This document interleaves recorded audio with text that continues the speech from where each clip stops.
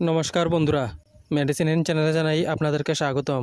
বন্ধুরা, আজ কলিজা ড্রপের কাজ এবং পার্শ্ব প্রতিক্রিয়া নিয়ে বিস্তারিত আলোচনা করব, তাই ভিডিওটি শেষ অবধি অবশ্যই দেখবেন এবং চ্যানেলে নতুন হয়ে থাকলে চ্যানেলটিকে সাবস্ক্রাইব করে নেবেন, যাতে ওষুধ সম্পর্কে সঠিক তথ্য সবার আগে আপনারা পেয়ে যান।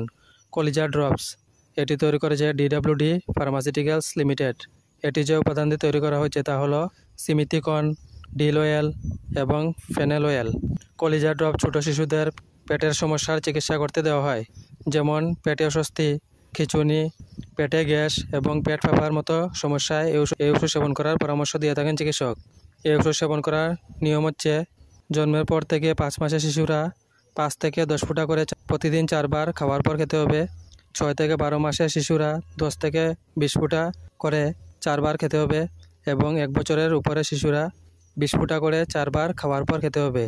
এই ওষুধ সেবনে সাধারণ কিছু পার্শ্ব প্রতিক্রিয়া দেখাইতে পারে, তা হলো বমি বমি ভাব, কোষ্ঠকাঠিন্য, মুখ শুকিয়ে যাওয়া এবং খাওয়ার অরুচি। যদি এরকম সমস্যা দেখা দেয় তাহলে ওষুধ সেবন বন্ধ করে অবশ্যই চিকিৎসকের পরামর্শ নেবেন। বন্ধুরা, ভিডিও ভালো লেগে থাকলে লাইক, কমেন্ট, শেয়ার অবশ্যই করবেন। ধন্যবাদ।